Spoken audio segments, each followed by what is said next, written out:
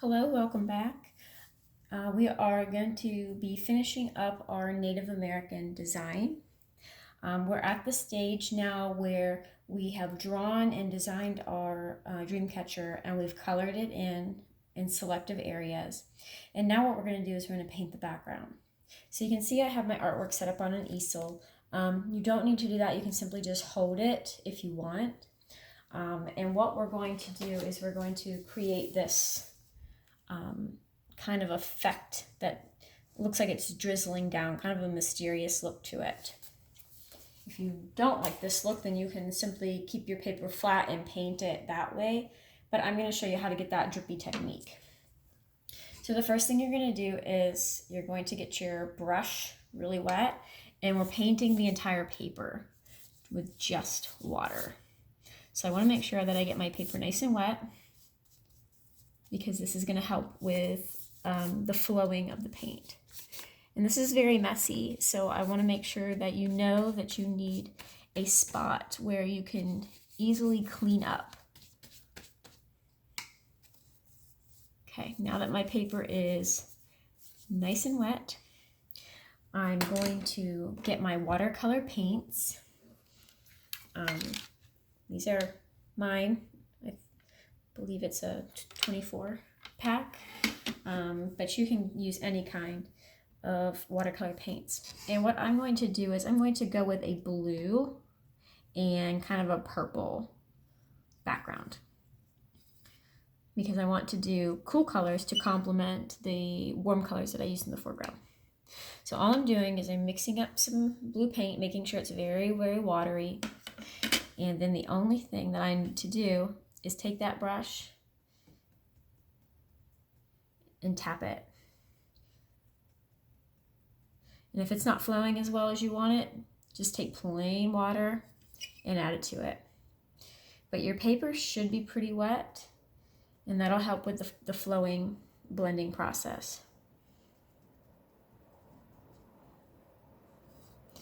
I'm going to do that to the whole paper.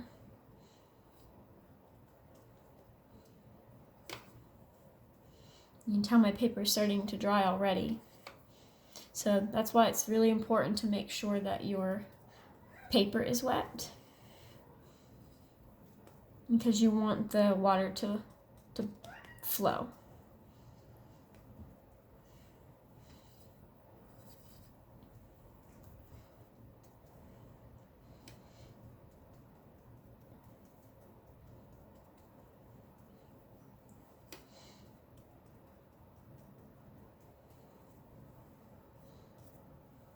Now I'm going to go ahead and add another color. I'm going to go ahead and add purple this time. And the purple and the blue are colors that are right beside each other, so they will blend well together mixing wise. So that's important. You don't want to say put blue with orange, because they're opposites on the color wheel, and opposites make brown.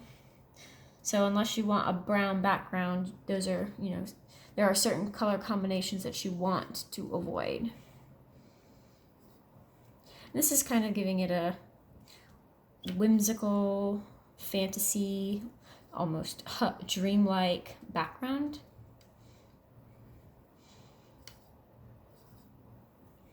And if you want your colors to be lighter, you simply add more water.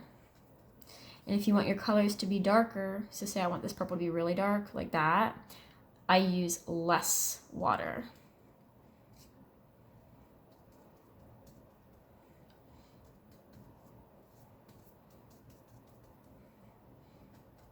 Okay. Just gonna put a little bit more on this side. And again, if they're not flowing as well as you'd like, just add plain water. That's gonna help it. Okay? And so that's how you're gonna get that kind of drizzly effect. If you want to add a little bit more pizzazz to your artwork while the water is wet, okay, while this painting is really, really wet, what you need to do is put some actual just plain old salt right on top of it, okay? And the little crystals in the salt absorb where the water was, and then it dries up. I'm not sure if you can see this, but it creates kind of this speckly design. I did it on this one to show you as an example. So it's just, all you need is regular table salt that you have at your house, and you would put that right on the watercolor while it's wet. Okay? If you have any questions, you can feel free to rewatch the videos or message me.